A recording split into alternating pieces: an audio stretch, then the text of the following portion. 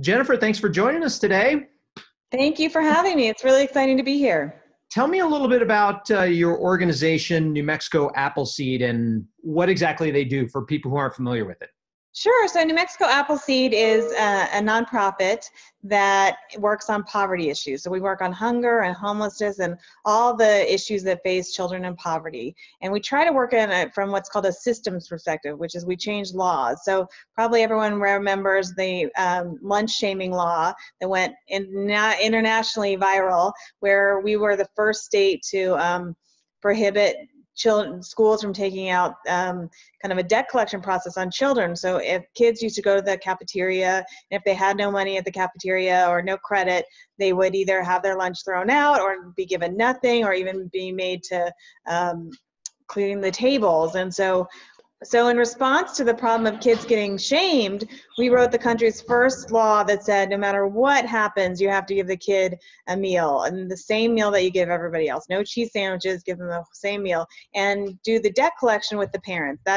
There's no other process in the world where debt collection happens where you take kids' food away. So that's the kind of work we do. And so we focus on homeless kids, hungry kids, kids who are at risk, and trying to fix the system that both creates them and keeps them down. We're obviously at a really unprecedented time right now. And with the organization that you're with, who is most at risk during this health crisis and this stay-at-home shutdown? Well, a lot of children are at risk right now, and it's very scary. Child abuse, we're imagining, goes up. Domestic violence goes up. We are really focused on homeless kids. The definition of homelessness is much broader than people realize. So it's if you're doubled up, or you're bouncing from house to house and couch surfing, or you're in a shelter or even one of those motels, you are considered homeless. You don't have to be sleeping outside to be homeless. So those kids are the most at risk. They went to school, and when they did and got love and food and eyes on them, and all that disintegrated in the drop of a blink of an eye. And so now that's who we're really worried about, is making sure those kids have eyes on them and ears on them, and make sure they have the food they need. And to the degree that's possible, making sure they get some shelter. So what is Appleseed doing about the situation currently right now? So we are partnering with Western Sky Community Care, who funded us at a great level so we could sub-grant the money out. And we are trying to focus on homeless 8th graders and making sure they have the academic support and the social support that they need to make sure they show up in 9th grade and can do well. They're more likely to drop out between 8th and 9th grade. If you can imagine, like, it's hard to go to school for a lot of these kids on a regular day, but it's even more difficult. And they motel Wi-Fi or it's really hard for them to get any support. So we're going to make sure they have computers and hotspots and a class to go to and academic support. So a virtual class to go to and academic support they need, so that in the fall, regardless of what happens, they could go be freshmen and continue their journey. How'd the relationship and partnership with Western Sky Community Care come about? So I met Jess Sanchez, I think even on LinkedIn, and she had been really watching our work, and we had coffee a bunch of times, and she was really compelled by the argument that you'd have to focus on the system, that, handing out canned goods is really important, and especially right now it is, but that ultimately the investment goes 20 times further if you focus on systems change. If you create a system, use your money instead of handing out the goods, use your money to create a system that does that, and a system that produces successful kids. That was really the work she wanted to be involved with.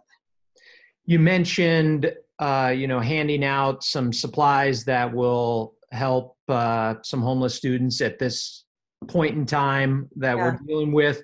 Can you tell me a little bit more specifically about kind of how that happens?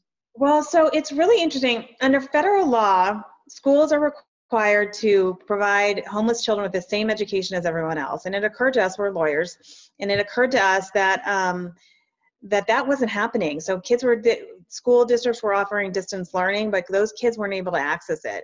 And we all got caught flat-footed on this, and no one was ready, and that's fine, but it's probably going to happen for next year, and let's just make sure everyone has the devices and the access they need. The Wi-Fi issue is really interesting because with all best intentions, I think the city of Albuquerque and other places set up these Wi-Fi spots in parking lots, but for a homeless kid or a vulnerable kid to know about that, be able to get there with their parents and log on at the right time is like a fantasy. So we really wanted to make sure that they got the computers that they had, Wi-Fi that they had, that they needed, just right where they were. What sort of response have you been getting since you guys started this? APS, so we're just working on it right now. We haven't given out the money yet, but APS was so grateful.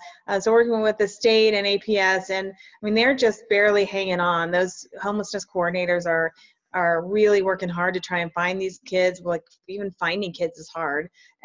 Paying for motels when they can, and just trying to keep them out of, truly terrible situations. So everyone's grateful for the help. Ultimately, what's the goal of New Mexico Appleseed? What do you hope to accomplish and go with this?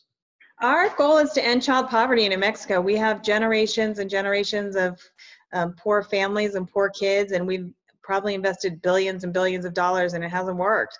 So we're trying to reinvent how we address poverty and rethink it. And I think we're on a roll. We impact at least 150,000 kids every year, and we're creating systems that are sustainable. And lastly, how does the partnership with Western Sky Community Care help you with that goal and what you guys want to achieve? Well, they're so smart and so thoughtful, and not only are they trying to fund this important initiative that we hope is replicable and scalable, but they're also promoting it, and they're also thinking about doing this work in other states. So we can really maximize our impact. Having strategic and thoughtful partners is really an important part of our work, because no group can do it by themselves. All right. Well, good luck with the venture, and I appreciate Thank your time, you. Jennifer. Thanks so much. You too. Thanks so much. Take care. You too.